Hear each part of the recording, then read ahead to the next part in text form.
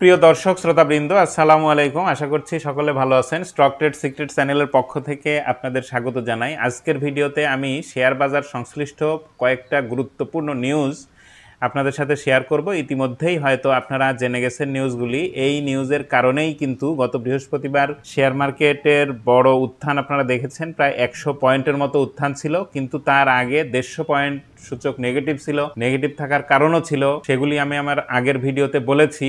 যে নিউজগুলি আজকের শিরোনাম হয়েছে, আমি সেই নিউজগুলি যদি একটু দেখাই। sharenews24.com একটা নিউজ করেছে যে শেয়ার বাজার সংস্কারে প্রধান উপদেষ্টার 5 দফা নির্দেশনা। এখানে মাননীয় প্রধান উপদেষ্টার যে বৈঠকটা শেয়ার বাজার সংশ্লিষ্টদের সাথে হয়েছে, সেখানে 5 দফা নির্দেশনা এসেছে। এই নিউজটা আপনারা পড়ে নেবেন। আমি শুধু এই 5টা দফা কি সেইটা যদি আমি বলি, তাহলে এখানে 1 নম্বরে সরকারি অংশীদারিত্ব রয়েছে এমন বহুজাতিক কোম্পানিগুলোকে দ্রুততম সময়ের মধ্যে শেয়ার বাজারে তালিকাভুক্ত করা। দেশীয় বড় বেসরকারি কোম্পানিগুলোকে শেয়ার বাজারে আনতে প্রয়োজনীয় নীতিগত সহায়তা ও প্রণোদনা বিবেচনায় নেয়া। বাজারে নিহিত স্বার্থে জড়িত ব্যক্তিদের প্রভাব হ্রাস করে নিরপেক্ষ মনিটরিং নিশ্চিত করা এবং বিদেশি বিশেষজ্ঞদের নিয়ে 3 মাসের মধ্যে রিফর্ম শুরু করা। 4 নম্বর, বড় প্রকল্প বাস্তবায়নে ব্যাংক ঋণের পরিবর্তে কোম্পানিগুলো যেন বন্ড বা শেয়ার ইস্যুর মাধ্যমে অর্থ সংগ্রহে আগ্রহী হয় সে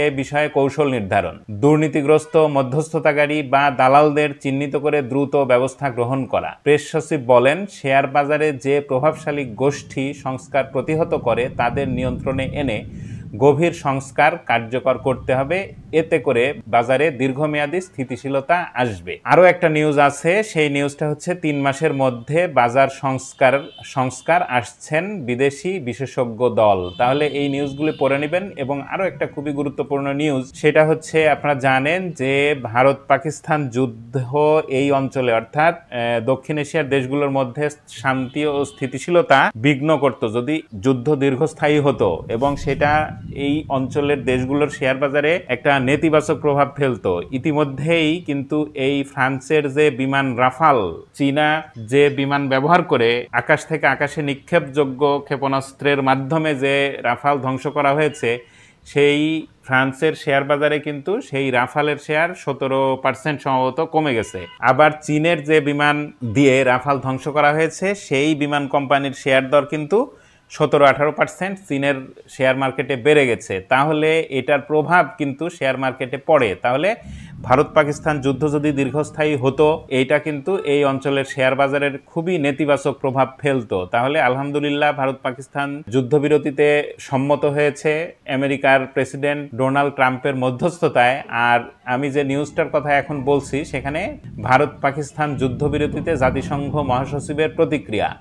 জাতিসংঘের মহাসচিব যে প্রতিক্রিয়া জানিয়েছেন, এটা তার মুখপাত্র স্টিফেন ডুজারিক বলেছেন তার হয়ে, যে মহাসচিব এই যুদ্ধবিরতি চুক্তিতে একটি গুরুত্বপূর্ণ এবং ইতিবাচক পদক্ষেপ হিসেবে দেখছেন, যা গুরুত্বপূর্ণ পরিস্থিতির সমাধানে সহায়ক ভূমিকা রাখবে। তিনি আরো বলেন, এই অঞ্চলের শান্তি ও স্থিতিশীলতা বৃদ্ধির লক্ষ্যে জাতিসংঘ যে কোনো গঠনমূলক প্রচেষ্টার সমর্থন দিতে প্রস্তুত। যেহেতু যুদ্ধবিরতি হয়েছে এবং এই অঞ্চলের শান্তি ও স্থিতিশীলতা রক্ষায় জাতিসংঘের মহাসচিব প্রতিশ্রুতি ব্যক্ত করেছেন তিনি যে কোনো ধরনের সহায়তা প্রদান করবেন, তাহলে আমরা ধরে নিতে পারি যে এই অঞ্চলে অস্থিতিশীলতা আর তৈরি হচ্ছে না। তাহলে শেয়ার মার্কেটে নেতিবাচক প্রভাব পড়বে না এবং পরবর্তীতে শেয়ার মার্কেট ভালো হবে, এই আশা আমরা করতে পারি। এখন যেটা বলার আমার, সেটা হচ্ছে, তাহলে নিউজগুলো যেহেতু ইতিবাচক, তাহলে এই অবস্থায় সাধারণ বিনিয়োগকারীদের করণীয় কি? এই অবস্থায় আমার মনে হয় যে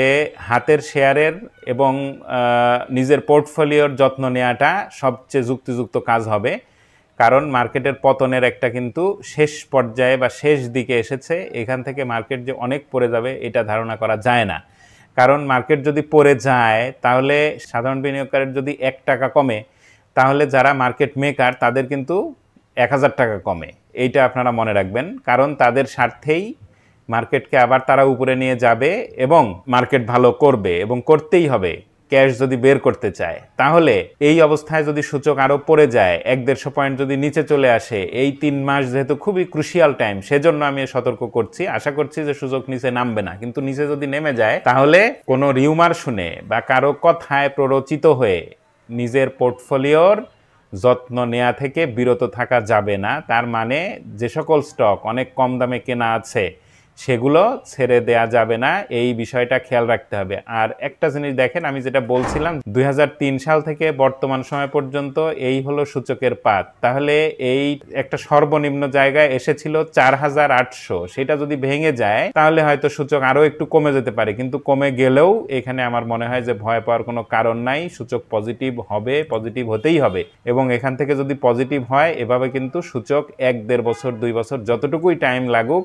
এটা যে এর আগে হাই ক্রিয়েট করেছিল 8750-55, এই এরিয়াটা পর্যন্ত কিন্তু সূচক চলে যেতে পারে, সময়টা যাই লাগুক। তবে এইসব জায়গায় যাওয়ার সময় যেসব জায়গা রেজিস্ট্যান্স আছে সেই সব জায়গাগুলোতে সূচক আবার রিটেস্ট করবে, স্টকগুলোর প্রাইস রিটেস্ট করবে, সেই সময়টা যখন যেটা ঘটবে তখন সেটা নিয়ে আলোচনা করা যাবে। তবে এখন মোটা দাগে আপনাদের যেটা বলে রাখলাম যে মার্কেট কিন্তু এখান থেকে যদি নিচে নেমেও যায় তাহলে সাধারণ বিনিয়োগকারীর যদি 1 টাকা ক্ষতি হয়, তাহলে যারা বড় বিনিয়োগকারী যারা মার্কেট গড়াপেটা করে তাদের কিন্তু 1000 টাকা ক্ষতি হয়। তাহলে তাদের ক্ষতির মাত্রা যেহেতু বেশি, সুতরাং মার্কেট কিন্তু পড়ে যাবে না, এই বিষয়টা আপনারা মনে রাখবেন। আর ধন্যবাদ সবাইকে ভিডিওটা দেখার জন্য। নতুন ভিডিও সবার আগে পেতে চ্যানেলটা সাবস্ক্রাইব করতে পারেন।